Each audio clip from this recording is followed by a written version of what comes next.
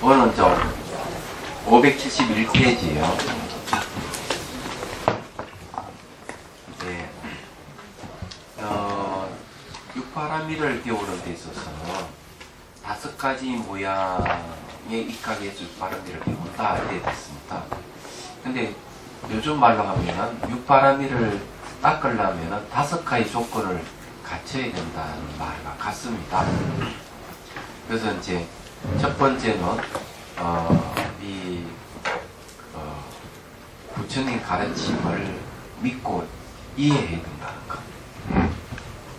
두 번째는 이제 법문을 듣고 사유하고 닦는 것 3가지 지혜로 수행을 해 간다는 것.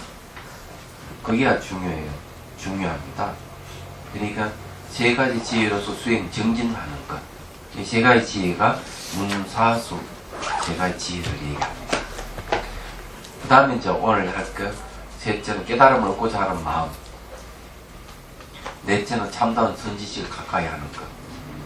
5번째 부지런히 정진하는 것. 이게 총 5가지예요. 그런데 전번 시간에 이제 얘기했는 것 중에서 듣고 사유하고 닦아서 이룬 미묘한 지혜로서 수행 정진하는 것이다 하는 게 상당히 중요해요. 자, 이게 왜 중요하냐면은 그냥 아무것도 모른 채로 그냥 수행해야 된다 하는 사람들이 있더라고요. 근데 아무것도 모르는 상황에서 수행을 할 수가 없습니다. 길을 모르고 또 그 목적지도 모르고 설사 길을 알아서 목적지 도달해도 그 목적지 그것이 무엇인지를 모른다면 깨달음이 없는 거거든요. 그래서 이제 법문을 듣고 사유해서 그리고 또 이 수행해가면서 일어나는 이 지혜로서 수행 정진해 가는 거죠. 요즘 말로 하면 알고 수행해야 된다. 특히 지혜로서 수행하는 게 아주 중요하다. 부처님 법문을 듣고 사유를 하게 되면 법에 대한 지혜가 생기잖아요. 그 이해가 지혜이기 때문에 그걸 가지고 수행하는 것이다. 사텐 지혜로 수행하는 것도 아니고, 그죠? 그래서 이 2번째 조건이 상당히 중요해요. 자, 그 다음에, 자, 3번째 봅시다. 571페이지요. 셋째는 깨달음을 얻고자 하는 마음을 따르고 지키는 것이고, 이랬는데, 자, 깨달음을 얻고자 하는 마음은 보리심을 일으키는 겁니다. 자, 이게 왜 중요한가 하면은, 이게 수행의 동력이에요. 내가 수행하는 데서 깨달음을 얻고자 하는 마음이 없다면 수행을 안 하는 것이죠. 거기에 원칙소 1번 보면요. 3번째, 깨달음을 얻고자 하는 마음을 보호하는 것이다. 이른바 깨달음을 얻으려는 마음을 일으켜서 퇴전하지 않게 하는 것을 깨달음을 얻고자 하는 마음을 보호한다고 이름합니다. 깨달음을 얻으려는 마음을 일으킴을 널리 해석하는 것은 발보리심경 제1권과 같고 깨달음을 얻는 마음을 널리 찬탄하면 하은경 59번과 같다. 자, 이게 이제 깨달음 얻고자 하는 마음을 보호하는 게 중요하다 그랬죠. 그게 이제 깨달음을 얻고자 하는 마음을 따르고 지키는 것이다 하는 건데, 이 마음이 보호가 돼야만 끝까지 가서 깨달음을 얻는 것이죠. 깨달음이라는 것은 제가 잘 알다시피 무지를 없애면은 바로 그 깨달음이에요. 무지를 없애는 것. 무지는 잘못된 알을 얘기합니다. 잘못된 견해. 이것이 사라져야 되거든요. 예. 그래서 괴로움이라는 것은 무지로 말미에서 괴로움이 일어나기 때문에 그렇고요. 그래서 무지를 없애기 위해서 이제 깨달음을 얻는다 이렇게 얘기합니다. 그러면 깨달음을 얻고자 하는 마음이 있어야 돼요. 이게 이제 육파라밀 수행하는 데 있어서 3번째 조건에 해당하는 것. 이게 없으면 존재 안 되는 거죠. 근데 이제 좀 더 얘기하면은 이 깨달음을 얻고자 하는 마음은 어디서 생기느냐 하면 자비심에서 생깁니다. 자비심은 뭔가 하면은 중생을 돕고자 하는 마음이죠. 그래서 중생을 중생에게 베풀어서 기쁨을 일으키게 하고 중생의 고통을 빼앗아 없애주는 마음, 이게 연민심이죠. 그렇죠? 그래서 사랑과 연민, 부처 자비심인데 자비심에서 불심이 일어나요. 자비심은 어디서 일어나느냐? 중생의 고통을 자각하는 걸 얘기합니다. 제가 이제 TV 같은 걸 좀 보면, 신문을 보면은 안타깝게 생각하는 게, 요번에도 뭐, 저한테 현대차, 정규직, 그걸 이제, 때문에, 또 첫 탑에 올라가가, 두 명이 올라가 농성하는 얘기 나오더라고요. 근데 왜 그런 일이 벌어질까? 참, 고통스러운 일이, 이 사는 게 참 고통스러워요. 그런 거 보면요. 그리고 또, 그런 거 외에 또 이 서민들 보면은 퇴직해가지고 사업을 했는데 퇴직금 다 날려버렸다든지 사기를 당해가지고 또 뭐 여성의 식구가 그냥 길 앞에 나앉게 됐다는 또 이런 얘기가 나와요. 힘들어요. 그런 거 보면. 그리고 또 어떤 그 제도적 장치에 해가지고 살기 힘든 것도 있고요. 특히 이제 노인네들이 그 노인 복지가 안 돼가지고 연금이 뭐 한 달에 뭐 한 20-30만 원이 나오는데 그걸 생활하기 힘드니까 노인이 생활 전선에 뛰어드는 이야기, 이런 것이 이제 기사에서 나옵니다. 참 힘들죠. 근데 그런 걸 이제 도와주는 게 이제 그 제보시가 있고, 이게 그 공포심, 두려워하는 마음, 이걸 없애주는 거는 무예시가 있고, 무지해 가지고 고통스러운 사람들, 이런 사람들은 법보시가 필요한 거죠. 그러니까 이 보시바라밀이 사실 어떻게 보면은 이 사회복지와 성격이 비슷한데, 보시바라밀이요. 그 육바라밀을 닦으려고 한다면은 이렇게 이 세 번째 조건 깨달으려는 마음이 있어야 되는데, 그 면을 잘 지켜보면은 중생의 고통에서 시작된 거예요. 우리 수행하고자 하는 분은 중생의 고통을 해소하기 위해서 육바라밀 수행하는 것이 다른 건 아니에요.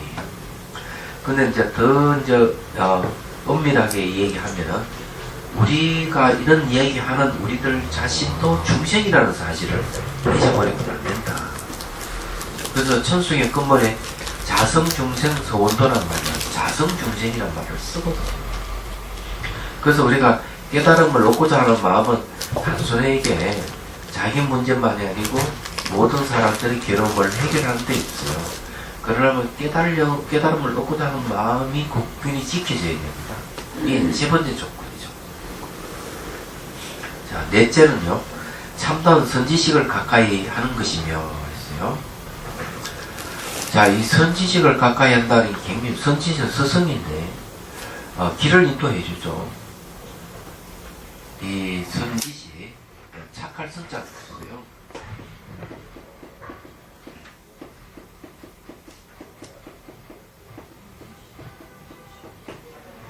또 다른 선우락하는 말도 있죠. 네, 선우. 또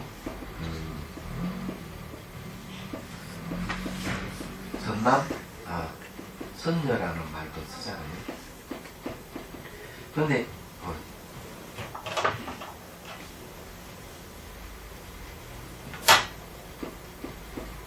이게 다 착하다는 말이 있거든요.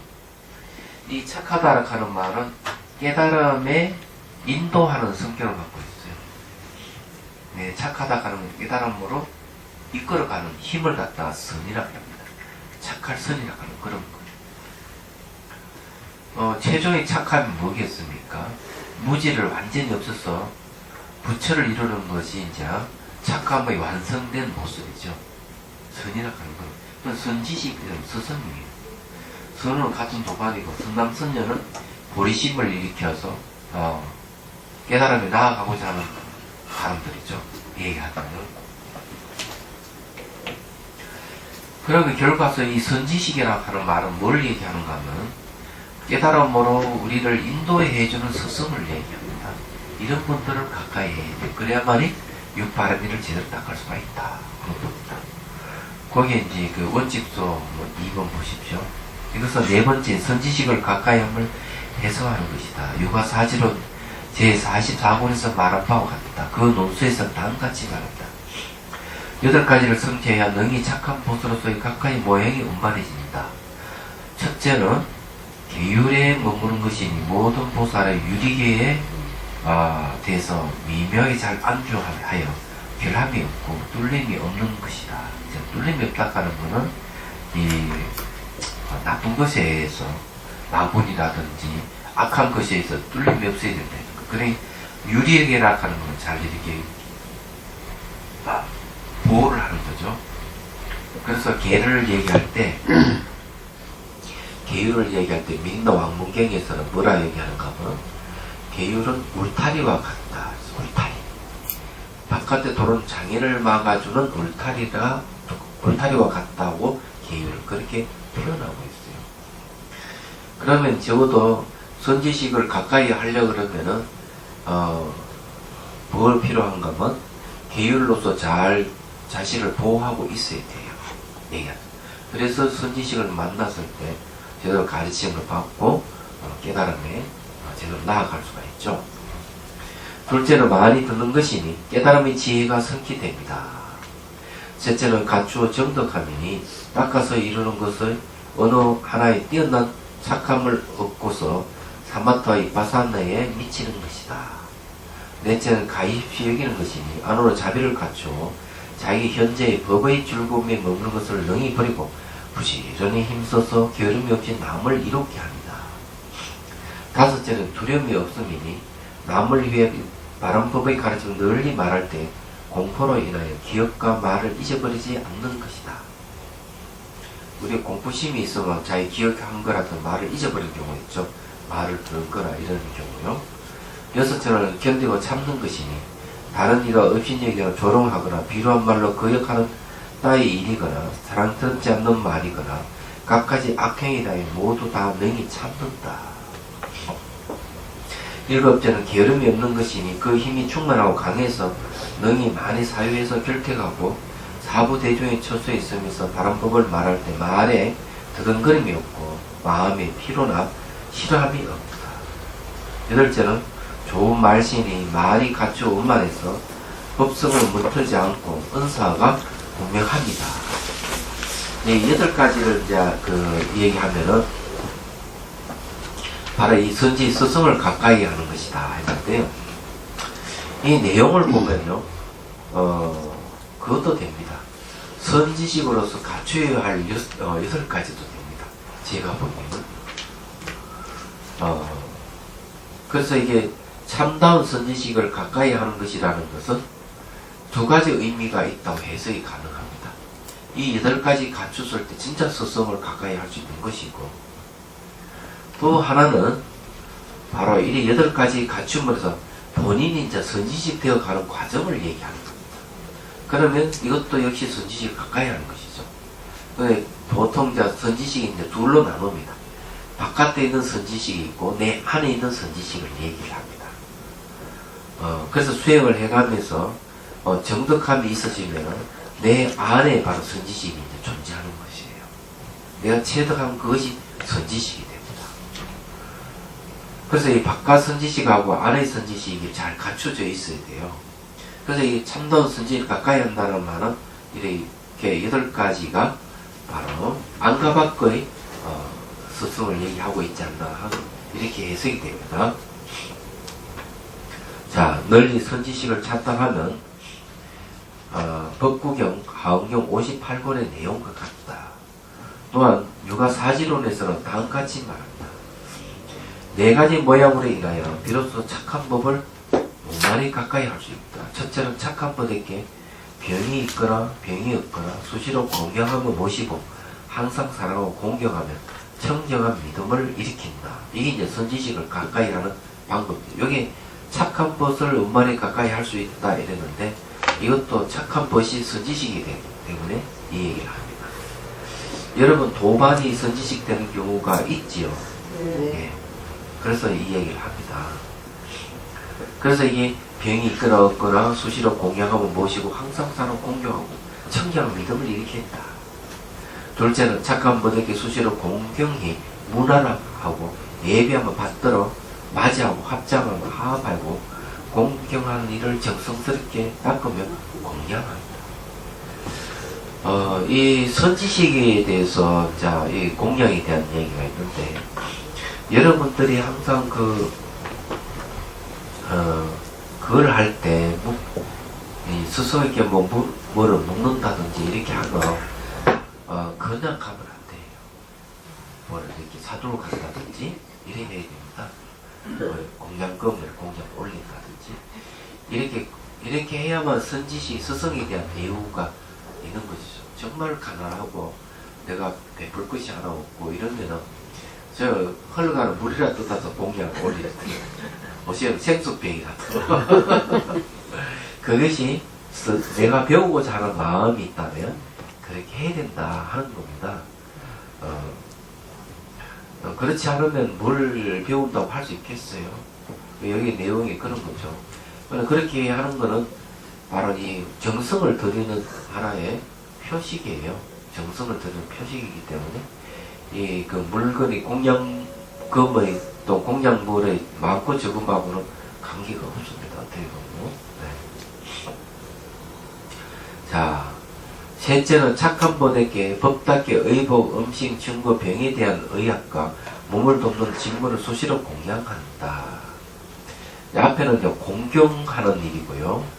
그 다음에 이제 이 세 번째가 바로 물질적인 거, 아까 공양물, 공양금 이런 것들에 해당하는 겁니다.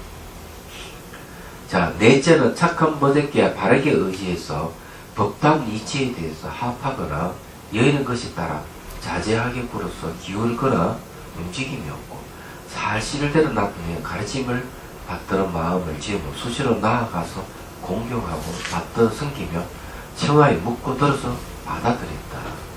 갖추어 말하면 그 논성을 갖다. 자, 여기서 그 스승을 잘 모시려면 이렇게 뭘 해야 되나? 자꾸 청해서 묻고 들어야 돼요. 이걸 안 하려고 하는 사람이 있더라고요. 그래 제가 수행 지도를 해주면 열심히 수행 일기를 적어서 점검도 받고 이래야 되는데 적어서 내는 게 아니고 엉뚱한 사람들 가가지고 자꾸 묻는 거야. 나한테 묻는 게 아니고. 그러면 그 사람이 그 수행에 있어 제대로 얘기해 줄 것도 아닌데 왜 그 엉뚱한 사람한테 자꾸 묻는다 말이죠.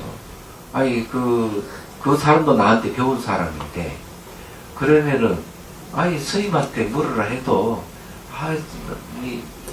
이게 뭐가 어려워서 안 된다는 거지. 그러면은 스승에 대한 공경의 일을 다하는 게 아니다. 그런 겁니다. 그거 이거 아셔야 돼요. 제가 자꾸 이제 야단을 쳐서 그런가. 나 야단을 안 치는데. 왜 바쁘셔서 그러시나요? 배려해야 되는 마음. 배려해가지고.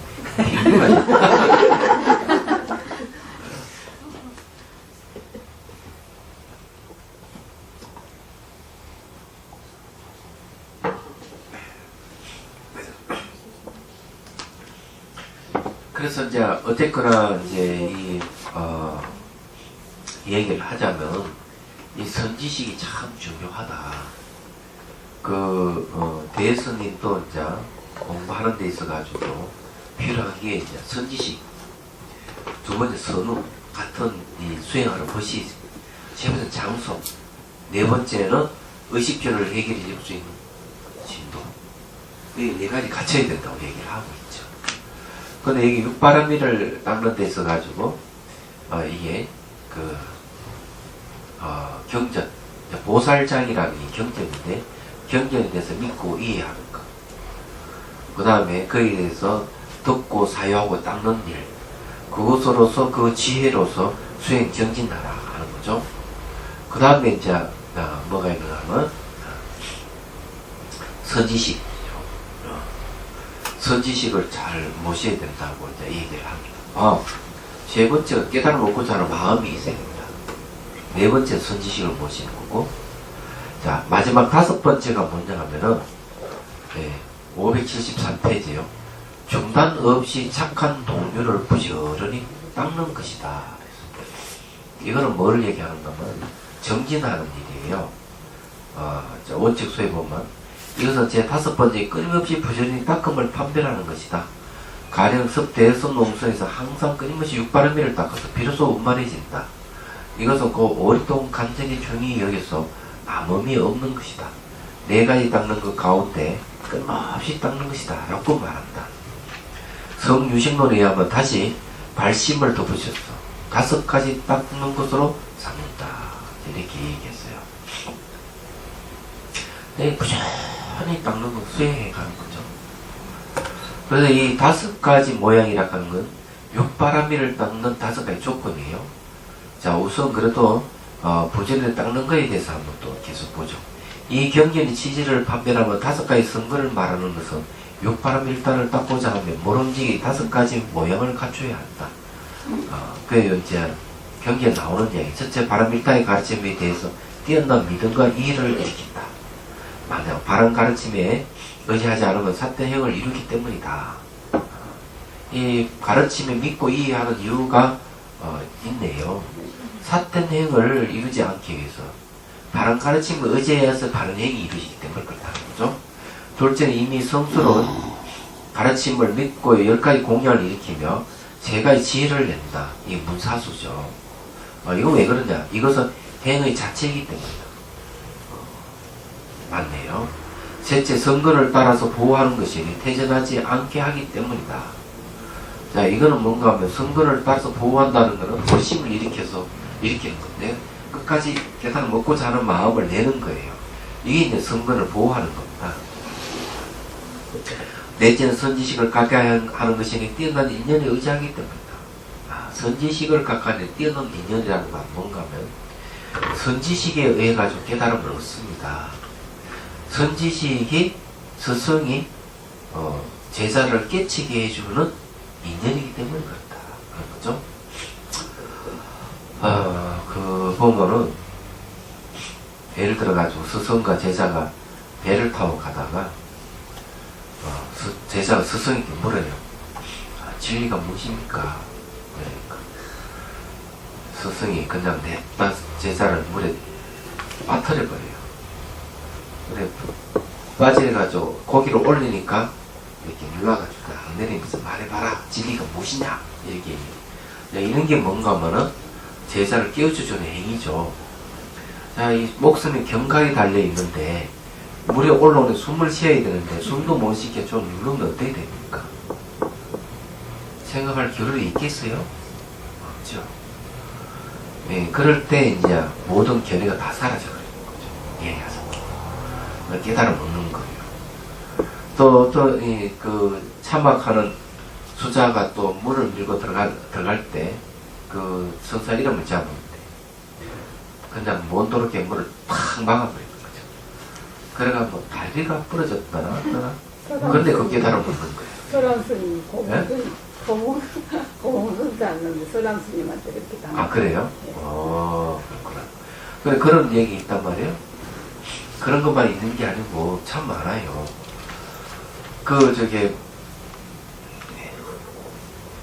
향금선사 같은 경우는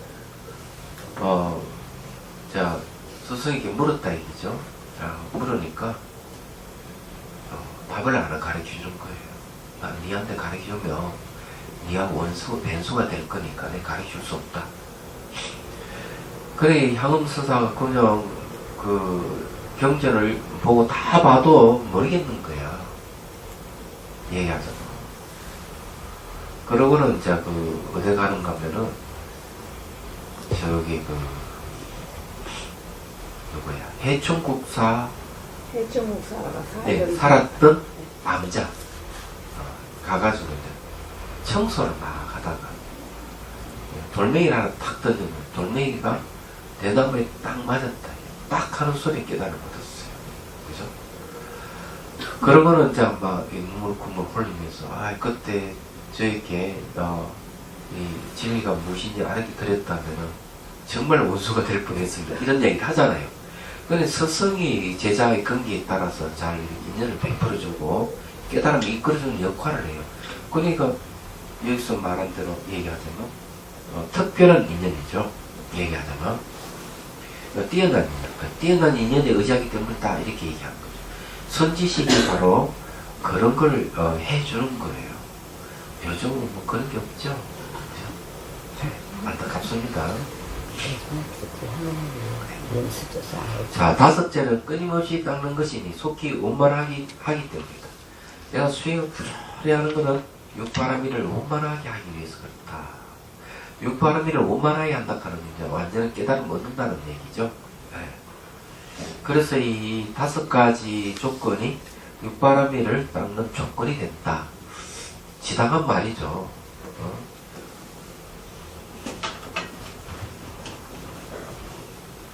육바라밀은 수행이잖아요. 줄이면 지관 수행이라 할 수 있는데 사마타의 바사나 수행하는 데 있어서 첫 번째 믿고 이해한다. 뭘 바라밀에 대해서 바라밀이라는 말은 뭔가 하면은 바로 고토에서 벗어나는 길을 이야기하죠. 결국 경론을 얘기합니다. 가르침이죠.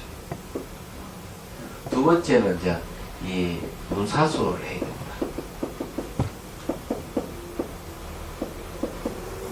문사수의 3회죠. 제가 지혜를 얘기하죠. 그래서 제가 지혜를 닦는 것이죠. 믿고 이해하는 것은 내가 이론적이라면은 문사 3회를 닦는 걸 얘기합니다.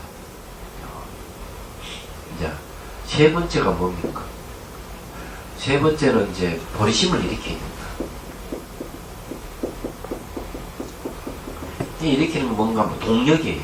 수행의 동력이 있다. 내 목적지에 이르가는 내가 지를 깨달으겠다 하는 마음을 내지 않으면 안 되는 거죠. 그럼 왜 지를 끼치고 하느냐? 정신의 고통을 없애주기 위해서. 이게 뭔가 분명한 이유가 되죠. 세 번째는 이유가 되는 거죠. 네 번째는 이제 잘 알다시피 선지식이 필요하죠. 스승이 필요하죠. 스승 우리의 깨닫게 해주기 때문에. 다섯째는 뭐냐면 정진이죠. 무한정진.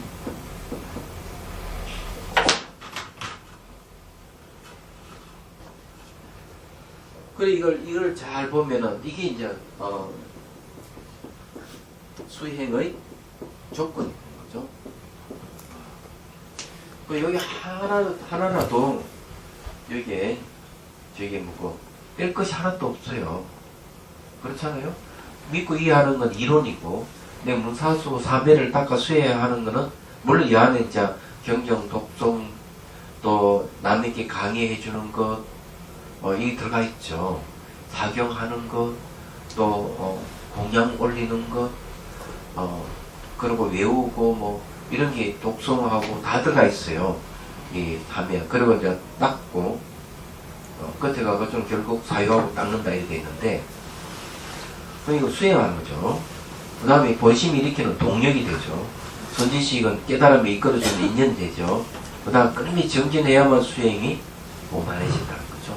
이게 딱 맞는 이야기예요. 자, 너무 좋습니다. 자, 그 다음에 봅시다.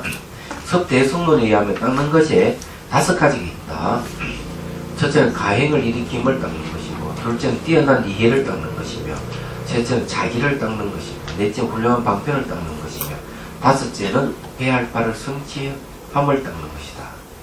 자, 가행을 일으킨다고 얘기하는 것은 정진이겠죠. 뛰어난 이해를 닦는다고 얘기하는 지혜를 얘기하죠.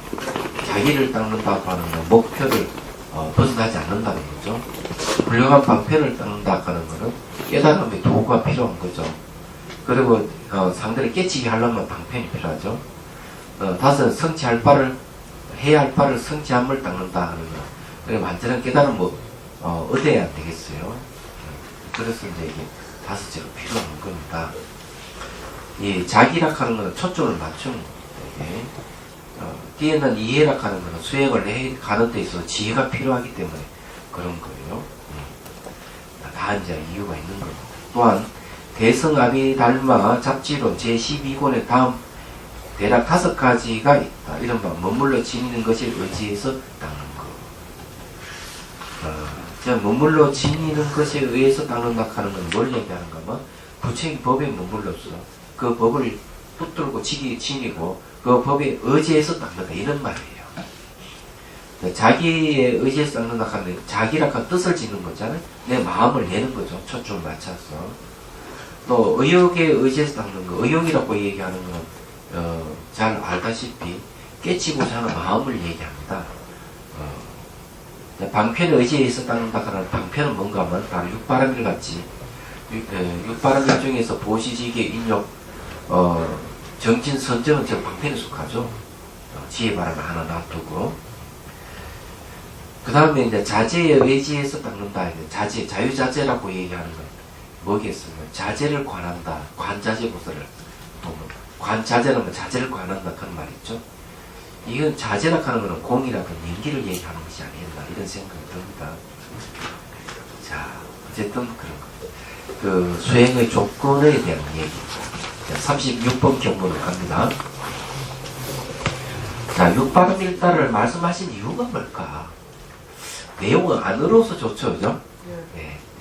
그렇지만 우리가 알아야 할 것을 지금 다 얘기를 하고 있으니까 육바람일에 대해서 상세하게 얘기해 주는 것이죠, 그죠? 여러분들은 그 공부하는 즐거움을 알아요? 예. 아시죠? 즐거우니까 어쩌.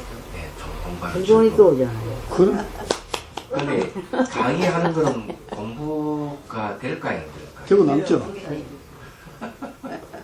이 강의 법문하는 것도 공부예요. 그 왜 그런가 하면은 본인이 강의를 해가지고 강의한 것을 본인 귀로 들어요. 그래서 그래요. 독송하는 것도 부처님의 가르침을 들으려면 본인이 경전을 펴놓고 읽으면 돼요. 그러면은 부처님 가르침을 자기가 법을 쓰라고 그 부처님 가르침을 자기 귀로 듣는 것이 됩니다. 얘기해서. 그런 것이 전부 다 수행이 되는 겁니다. 공부가 되는 거예요.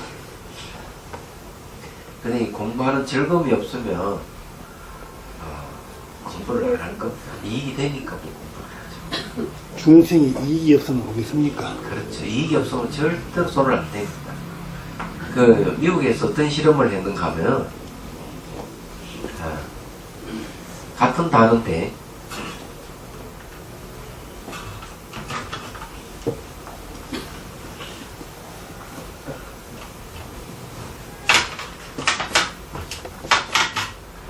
이제 $100 돼서 둘로 이제 얘기하는 거예요. 하나는 $20가 남는다. 근데 또 하나는 여기 $80를 잃는다. 이렇게 했을 때 반응이 이 두 단어 중에서 어떤 게 가장 강하게 반응을 보이느냐 하는 게 있어요.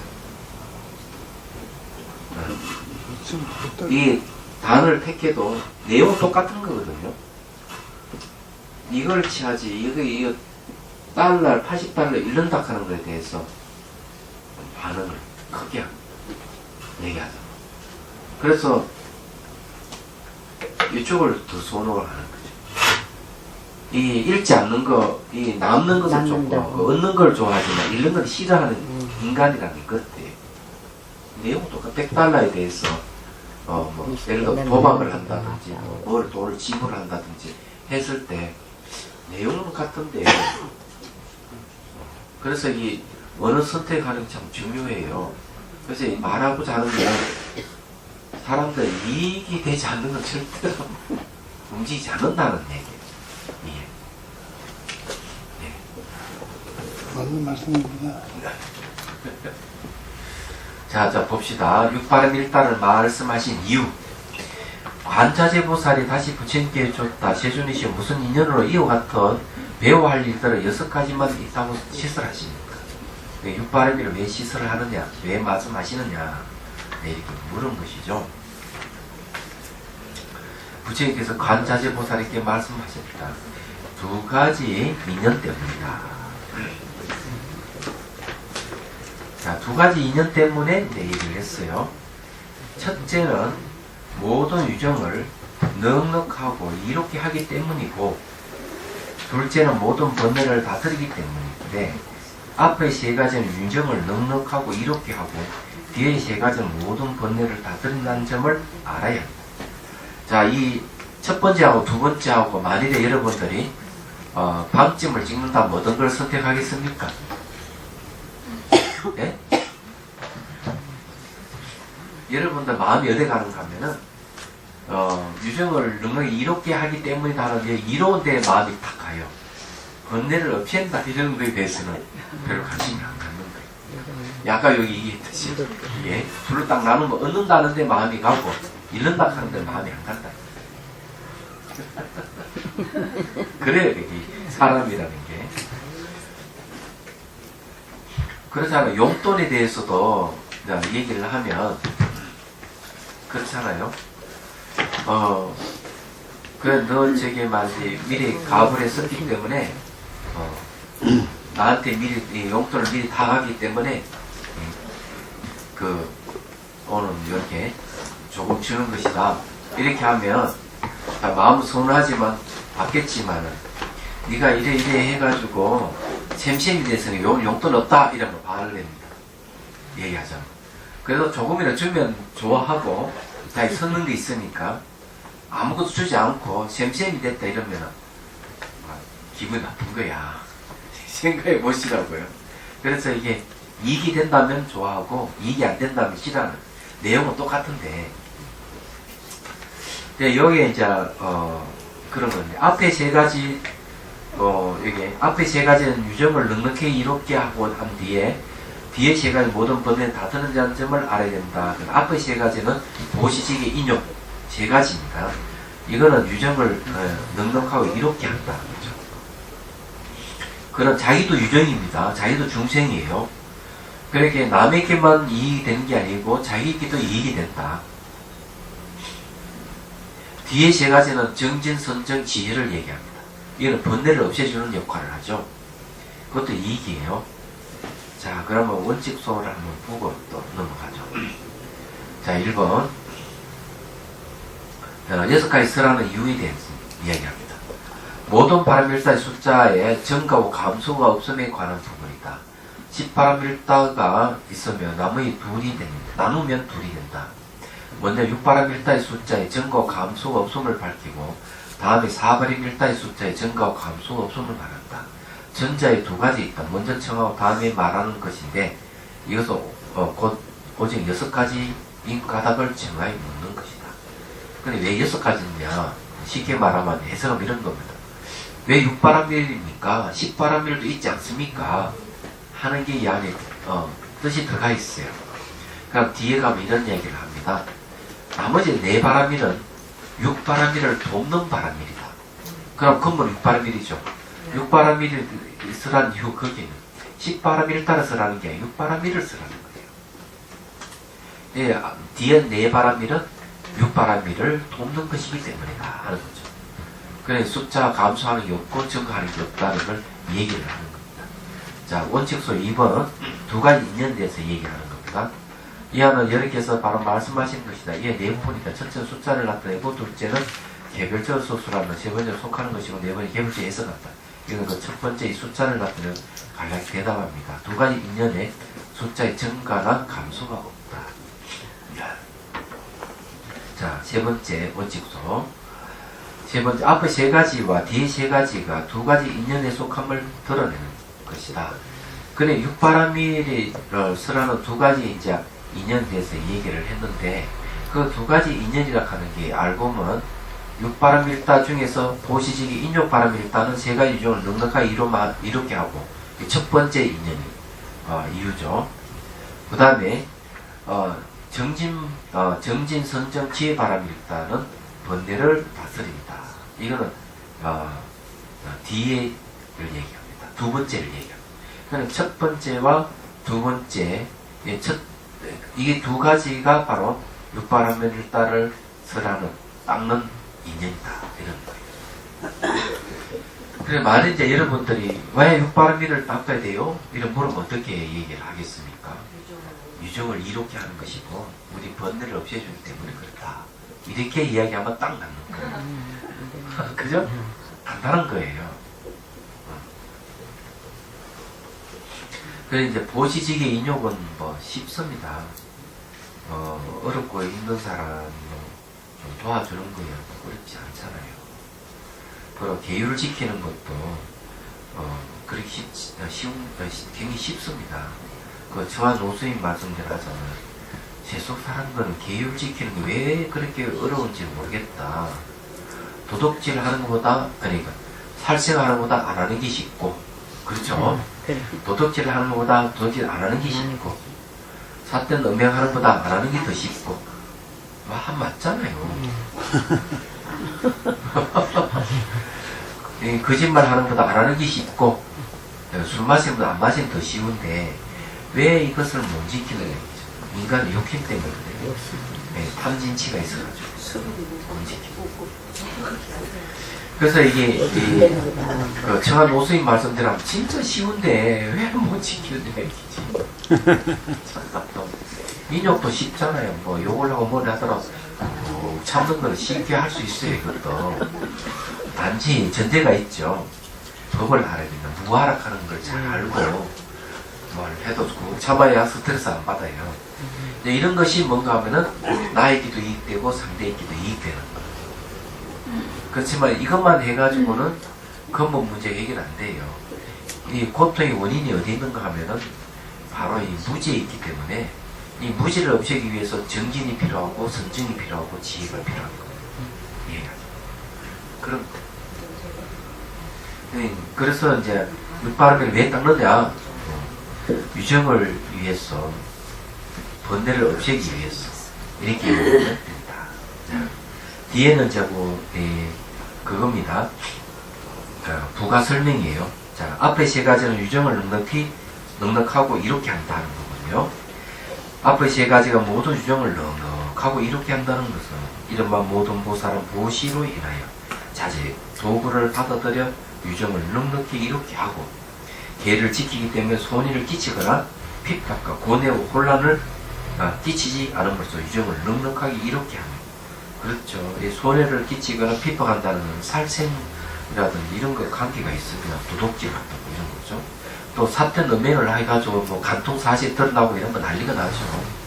안 그래요? 그런 게 심하게 이 사회에 생기잖아요. 누가 뭐 가수가 몇 년 전에 그런 일이 있어가지고 뭐 이혼을 하고 난리를 치고 그런 일이 막 생기잖아요.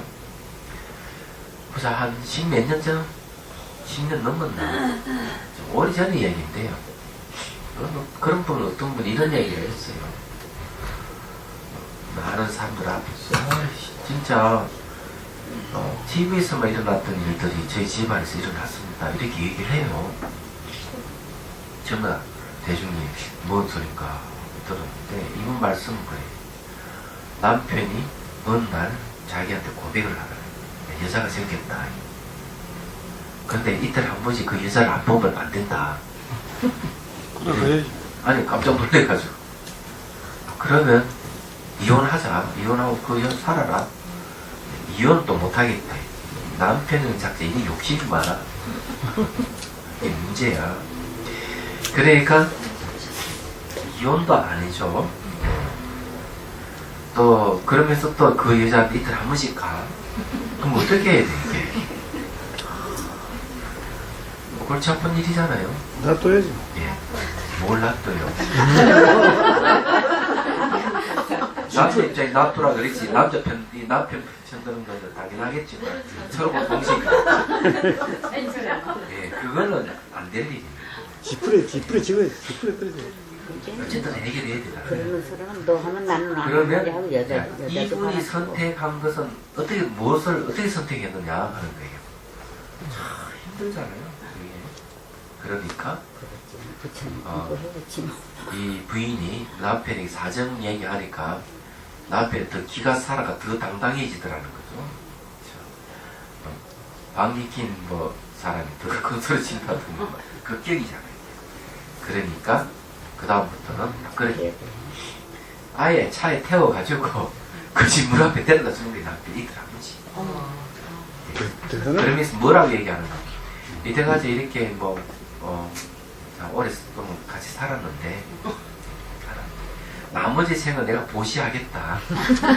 나머지 생은 그저 같이 살아라.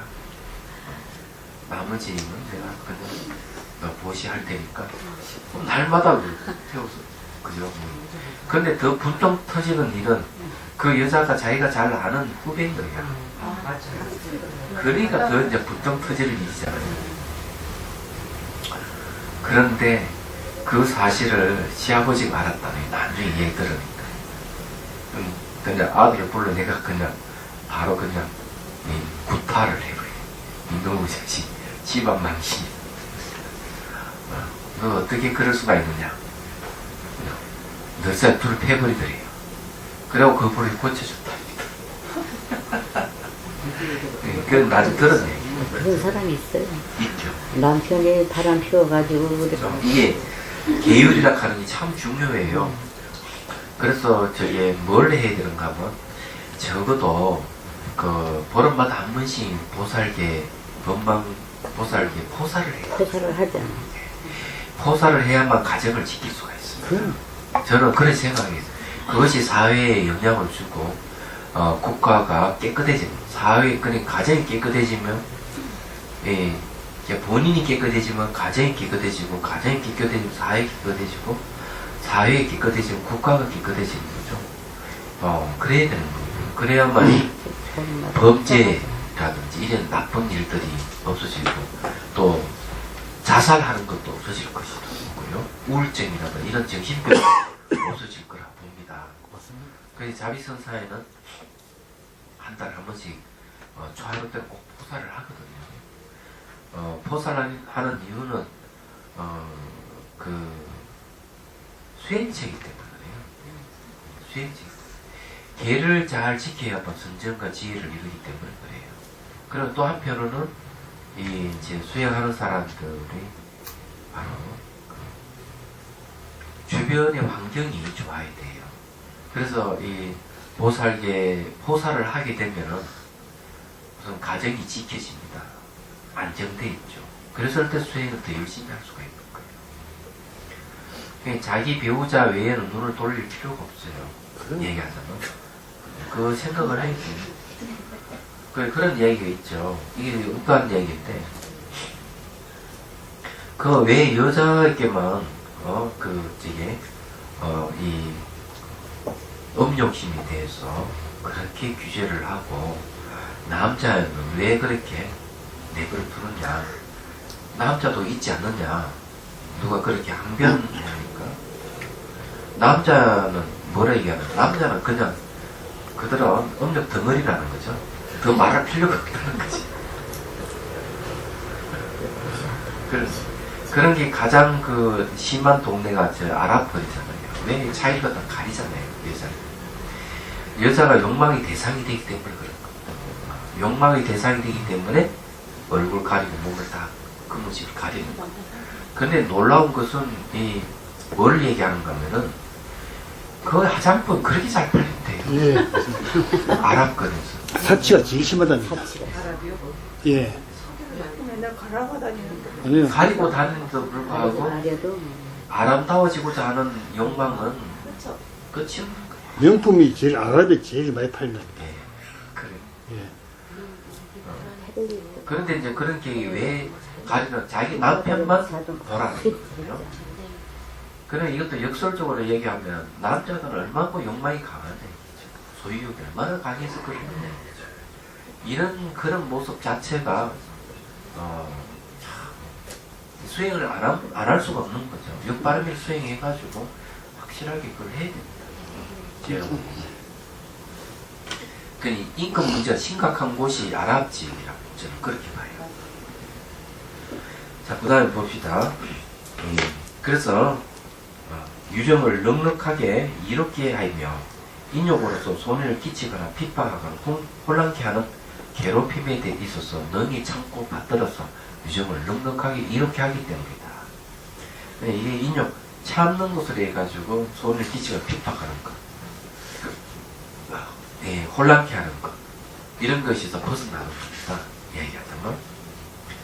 자, 또 네 번째 원칙소에 보면 이어 네 번째 차례로 해별적 해석하는 것이다. 앞에 세 가지를 넉넉히 이렇게 하고 뒤에 세 가지는 다섯 번째. 이것은 앞에 세 가지를 넉넉히 이렇게 함을 해석한다.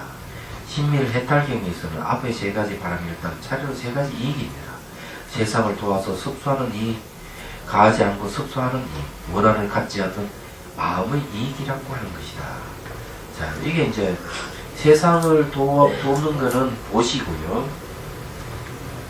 이제 가하지 않고 섭수하는 것은 바로 계율을 얘기하고요. 원한을 갖지 않는 마음 이익이라는 인용을 얘기합니다. 네. 성유식론에서는 또한 앞에 세 가지 유정을 이렇게 한다. 그들에게 돕는 재물을 베풀고 그들에게 손을 끼치거나 괴롭히지 않으며 그들을 괴롭히는 것을 견디고 참아서 넉넉히 이렇게 하기 때문이다 라고 말합니다. 자세히 말하면 대성, 아비, 담마, 잡지론 등 여기에서 이제 얘기하고자 하는 그런 거네요. 우리가 보시직의 인용을 단순하게 생각하면 안 된다는 거. 내가 참는다 하는 것도 이익이 되게 됩니다. 자기 있기도 이익이 되고 상대에게 이익이 되기 때문에 참는다는 거죠. 계율 지키는 건 상대에게 가해를 가하지 않는다. 손을 끼치지 않는다는 뜻이. 보시라 하는 상대에게 이익을 주는 거죠. 얘기하죠. 이런 게 있는데 이런 이익이 있기 때문에 보시직의 인용을 한다는 거죠. 아주 좋은 일이에요.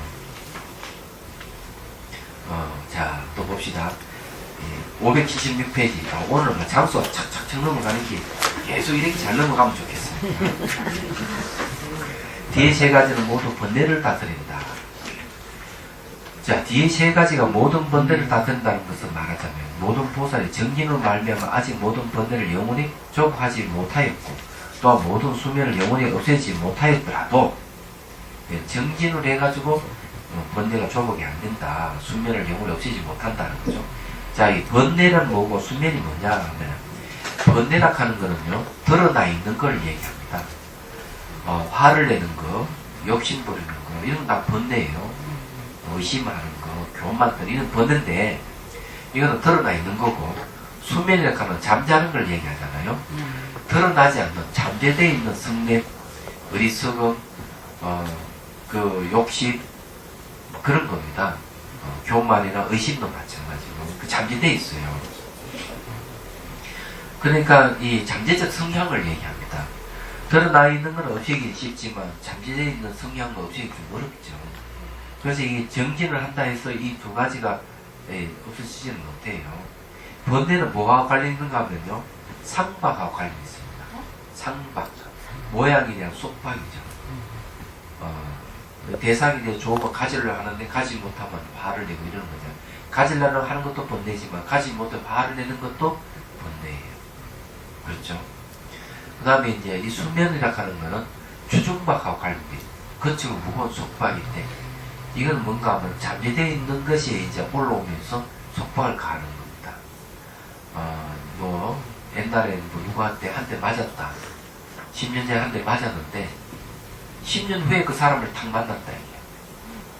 그런데 10년 전에는 어릴 적 일이기 때문에 한 대 맞은 거에 대해서 그렇게 그렇지만 이 맞은 사람이 10년 후에는 아주 덩치가 크고 건장한 사람이에요. 근데 10년 후에 때린 사람은 키가 왜소한 사람이에요. 근데 왜소한데도 한 대 맞았기 때문에 그 사람을 만나는 순간 이 사람이 그냥 경직이 되고 이런 일이 있어요. 들은 얘기입니다. 실제로 가능하다고 봐요.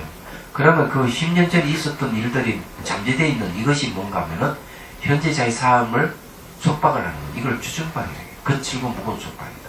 이게 탁 올라오면서 그냥 힘들게 하는 거죠. 그래서 이걸 영원히 없애지 못하였더라도 용맹스럽게 모든 성품을 닦아서 저 모든 번뇌가 성품의 가행을 기울게 하거나 움직이지 못하게 하며 정욕에 인하여 번뇌를 영원히 조복하고 반역에 인하여 수면을 영원히 없애는 것이다. 자, 여기 보면 정욕은 선정을 얘기하죠. 참 재밌어요.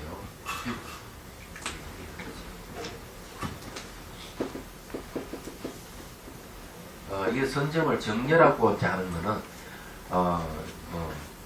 생각을 아주 정리롭게 합니다. 그런 얘기. 좀 만약에 한문을 어디 본다면요, 정례라고 하는 말이 그런 거예요. 아, 정의롭게 한다면 틀렸어. 고요할 정자 생명에 생각을 고요히 한다 이런 겁니다. 그러면 이 선정이죠. 선정은 번뇌를 영원히 조복시킨다 그랬어요. 그러면 이 선정은 뭐 어떤 역할을 하는 거예요? 이래 마음이 이래 있다면요, 마음이 있다면요, 이게 올라오는 거는 번뇌예요. 근데 여기에 잠재되어 있는 거는 수면입니다. 얘기하잖아요. 그래서 이게 명은 종자가 바로 여기서만 수면에 속합니다. 근데 이 선정의 힘을 닦으면 이 번뇌가 여기서 올라오는 건 완전 제거돼요. 그래서 번뇌 더 이상 올라오질 않는다. 왜? 이 선정이라고 하는 건 마음의 부동을 얘기합니다. 마음의 부동. 마음 움직임이 없는 상태예요. 그러니까 번뇌가 올라오는 게 없죠. 그럼 지혜는 어떤 역할을 하느냐 이거죠. 지혜는 번뇌의 뿌리를 갖다가 잘라버리는 거예요. 그러니까 그러면 번뇌가 이 뿌리는 뭐냐면 수면 상태에 있는 것이죠. 그래서 이게 지혜는 수면 상태에 있는 이 수면을 잘라버리는 거죠. 영원히 없앤다는 말. 그런 수면을 영원히 없앤다는 그런 뜻을 이제 가지고 있는 거예요. 대단한 겁니다. 이게 이제 분명하게 가려서 선정은 어떤 역할을 하고 지혜는 어떤 역할을 한다. 이걸 기억에 둘 필요가 있어요. 우리가 열심히 선정을 닦는 이유가 이 올라와 있는 번뇌, 올라오는 번뇌는 다 제거하는 거고요. 지혜는 잠재되는 성향을 없애는 데 있다. 이건 아주 명확하게 잘 얘기를 하고 있어요. 어저께 창경구에서 우리 그거 할 때 마지막에 설명하실 때요. 그게 지켜보는 것 같아요. 그게 선마 선정이죠. 선마다 선정일 때. 어제 이제 마음을 지켜보라 하면 마음의 본성으로 들어가는 거거든요. 마음의 본성에는 뭐가 없는 번뇌가 없어요. 얘기하잖아요. 본성으로 들어가는 걸 이제 얘기하는데, 여러분들이 사물을 볼 때 내가 저 사물을 볼 때 보는 시선을 볼 줄 알아야 돼요. 시선을 본다 하는 거는 그 마음을 보는 겁니다. 보는 마음을 보는 방법이에요. 그래 그 시선을 보고 시선을 따라 안으로 들어보면 제 본성을 볼 수가 있어요. 이거는 쉽게 말해서 해강적이죠. 돌이켜서 본다 그러죠. 빛을, 내 보는 빛을 돌이켜서 안으로 보는 걸 해강 반조라고 해요. 반조하는 방법을 제가 제시를 한 겁니다. 그냥 이 볼 때 돌이켜서 보라 하기 좀 힘들기 때문에 보는 시선을 볼 수 있으면은 그 시선을 따라 자기 내면을 볼 수가 있어요. 사물을 보는 그 마음의 시선을 볼 수만 있어도 마음이 비어있다 하는 걸 알 수가 있습니다. 제 경험이에요. 저는 그 시선을 보는 순간 마음이 청정하다 하는 걸 알았어요. 한순간에 그걸 알았기 때문에 보는 것만 아니라 듣는 것도 그렇고 냄새 맡고 맛보는 것, 촉감 느끼는 것 자체가 전부 다 청정하다 하는 걸 알게 됩니다. 그래서 여러분 가르치고 제 경험에 비춰서 가르치는 이런 이야기는 어떤 경전이나 논서에 없습니다. 모르죠. 논서에 어디 나올지도 모르죠. 그렇지만 제 경험은 그렇다. 반조할 때 이 반조라 하는 것을 이제 이해를 하려면은 우선 그런 방식이 좋지 않나 하는 생각. 예를 들어가지고 불을 피우면 연기가 나잖아요. 그죠? 연기가 나는데 연기를 따라서 불 속으로 들어가면은 불 속에는 연기 있을까요? 연기가 없어요.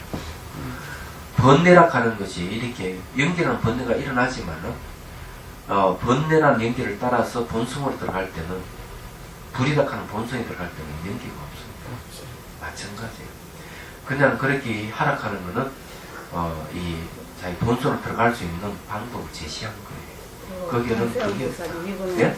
관세음보살이 이거는 예, 이건 원통도 똑같은 원리입니다. 반문 문자성이잖아요. 그래서 거기에 보면은 그 수신결에도 보면 그런 얘기죠. 보조스님께서 이제 제자에게 말합니다. 밖에 무슨 소리가 들리느냐? 예, 새소리가 들립니다. 그럼 새소리를 듣는 그것을 한번 들어봐라. 뭐가 들리느냐? 새소리를 듣는 것 잘 들어보라는 거죠. 뭐가 있느냐? 아무 소리가 안 들립니다. 그래, 이것이 바로 가늠의 법문입니다. 아무 소리 안 들리죠. 새소리라 하는 게 새소리를 듣는 마음을 보라는 거죠. 그건 새소리가 없습니다. 당연히. 그래서 이게 이제 반복 문자성 하는 방법이에요. 이게 이제 선정은 뭔가 하면은 마음이 이렇게 일어나는 것을 전부 다 제거해 결하기 때문에 마음의 본성을 볼 수 있는 조건을 갖추는 것이 선정이에요. 그럼 지혜는 마음의 본성을 보는 거예요. 마음의 본성을 보면서 그 본성에는 번뇌라 하는 게 없다. 잠재되어 있는 어떤 성향이 그런 것이 원래 존재하지 않는다 하는 걸 보는 것이죠. 그런 면에서 이 잠재된 성향의 수면을 명월이 일어나지 않겠고, 여기서 말하면 명월이 없애는 것이다. 이렇게 얘기하는 거예요. 그 본성이 공성이기 때문에 공이라고 얘기하는 거죠. 공. 우리 모든 존재의 근원이 공인데, 공이라 하는 건 마치 뭐와 같으냐면은 블랙홀과 같은 거예요. 우리가 공을 만나게 되면 모든 번뇌가 다 빨려 들어가서 사라져버려요. 그 안에는. 그냥 잠재된 성향이든 드러나 있는 것이든 모든 거는 그 빨리 들어 사라져버려요. 공이. 그래 우리 앞에 배운 대로 하자면 공은 상을 없앤다 그러잖아요. 그래서 모든 부정하는 성격을 가지고 있어요. 공은. 야, 그런 걸 이해를 하셔야 돼요. 그래서 어제 경선을 할 때 그런 거 가르쳐 드렸잖아요. 가르쳐 들었는데, 이 나무 이파리들이 보는 걸 보라. 첫 번째 그 나무 이파리들이 움직임을 보는 거고, 두 번째는 움직임을 보고 있는 마음이 마치 그걸같이 비추고 있는지를 봐라. 세 번째는 그걸같이 비추고 있는 그 마음, 그 시선을 보라. 시선을 보니까 그게 나오죠. 그 다음에 뭡니까? 시선을 떠나서 안으로 다시 보라. 이 본성을 보는 방법. 그게 이제 무분별이에요. 무분별 자체가 본성의 다른 이름입니다. 본성의 성격이 분별이 없는 세계예요. 이 공의 세계는 분별이 없어요. 그래서 그 얘기를 하는 겁니다. 자, 577페이지. 이건 원칙수 다 읽어야 끝납니다. 자, 이것은 예? 그 아무것도 없다는 그 아는 마음이 또 있잖아요. 네, 아는 마음도 역시 관찰 대상입니다. 그 청년 도론에는 그런 마음이 생기면 다시 무상법 뭐 3법을 또 관찰하라. 이렇게 얘기합니다.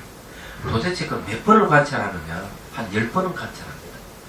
보게 되면 보는 마음이 또 생기기 때문에 또 관찰하고, 또 보고 있는 게 다시 보이지는 대상으로 또 바뀌기 때문에 또 관찰하고, 이런 식으로.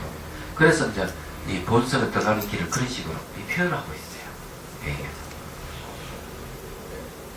자, 이것은 뒤에 세 가지가 번뇌를 다스리는 것을 밝히는 것이다. 이른바 그 정진바람일다는 정려바람일다가 현행하는 모든 번뇌를 영원히 조복한과 다르고, 그 정진하고 이 선정은 다른 겁니다.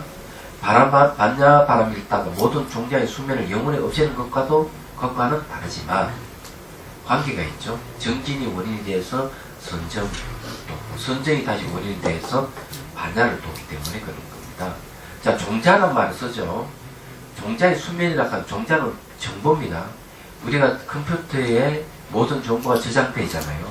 키보드 탁 치면 정보가 올라오는 걸 번뇌라 그러고, 비유하자면 그 안에 저장된 정보는 전부 다 수면에 속하는 거예요. 그걸 종자라고 표현하는 거예요. 그래서 반야바람일다가 모든 종자의 수면을 영원히 없애는 것과는 다르지만 정진을 인하여 능히 모든 선을 닦고 선정을 닦고, 이로 인하여 모든 미혹이 기울거나 움직이지 않는다. 이 말은 그런 거죠. 그래서 선한 분명히 가행이 정진이다. 능히 선정과 지혜의 방편을 주기 때문에 가행이라고 부른다. 그래, 이게 이제 선을 닦는 건 전부 정진이에요. 네. 그래, 이 정진이 이제 선한 분명히 가행이 정진이다. 이렇게 한 거죠. 그래서 선정과 지혜의 방편을 주는 것이 뭐냐 하면은 가행의 정진을 얘기합니다. 정료로 인하여, 그래, 선정을 인하여 현행하는 미혹을 영원히 조복하고, 반야로 인하여 종자를 영원히 없앤다. 그런 걸 뒤에 세 가지는 번뇌를 다스린다고 말합니다. 성유신론에서는 정진바람일다 등 세 가지는 번뇌를 다스린다. 비록 아직 조복하여 없애지 않아도 능히 그 모든 가행을 부지런히 애쓰고 닦으면 다스려진 모든 번뇌를 영원히 조복하고 영원히 없애기 때문이다. 라고 말합니다.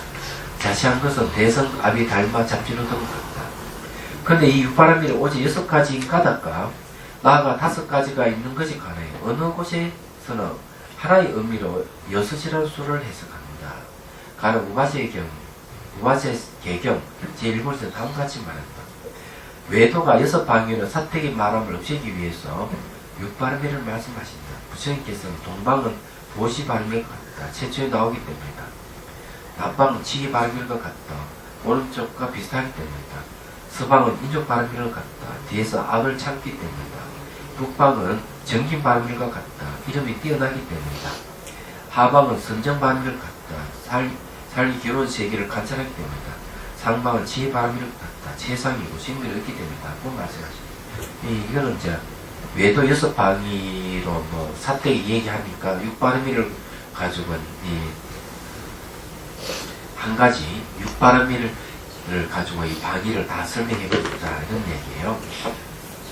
그런 면에서 이제 이 육방은 어딥니까? 동서남북 사방과 상하를 얘기하죠. 그러면 이 모든 게 다 육바람에서 벗어나는 게 없다 이런 이야기입니다.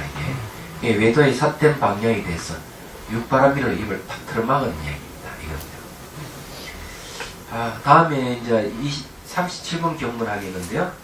37번 경문은 이제 또 달라지는 거예요. 그래서 37번 경문 다음에 하도록 하겠습니다. 질문 있으면 하십시오.